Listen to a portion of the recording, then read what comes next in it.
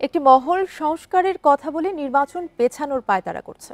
সংস্কারের দোহাই দিয়ে নির্বাচনে বিলম্ব করা বুদ্ধিমানের কাজ হবে বলে জানিয়েছেন বিএনপির জাতীয় স্থায়ী কমিটির সদস্য ডক্টর খন্দকার মোশাররফ হোসেন। দুপুরে নগরীর পানটাউন অডিটোরিয়ামে রাষ্ট্রকাঠামো মেরামতের ৩১ দফা ও জনসম্পৃক্তি কুমিল্লা বিভাগীয় প্রশিক্ষণ কর্মশালায় উদ্বোধনী অনুষ্ঠানে এই কথা বলেন তিনি। এ সময় তিনি আরও বলেন, অতি দ্রুত সংস্কার কার্যক্রম শেষ করে নির্বাচনী রোড ম্যাপ দিতে হবে। নির্বাচনে যত বিলম্ব হবে তত বাংলাদেশকে অস্থিতিশীল করতে নানা ষড়যন্ত্র করা হবে। কর্মশালায় ভার্চুয়ালি যুক্ত হয়ে প্রশিক্ষণ ও দিক নির্দেশনা দেবেন বিএনপির ভারপ্রাপ্ত মহাসচিব তারেক রহমান। কর্মশালায় কুমিল্লা বিভাগের বিভিন্ন ইউনিটের নেতাকর্মীরা উপস্থিত ছিলেন।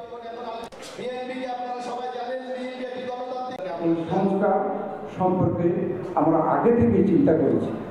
বর্তমানে যারা বলতে চাচ্ছে সংস্কার ছাড়া কিছু হবে না, আমরা বলতে চাই এই সংস্কারের কথা আমরা চিন্তা করে রেখেছি। সংস্কারের কথা বলে নির্বাচনকে পিছানো বুদ্ধিমানের কাজ হবে না, দেশের জন্য ক্ষতিকর হবে।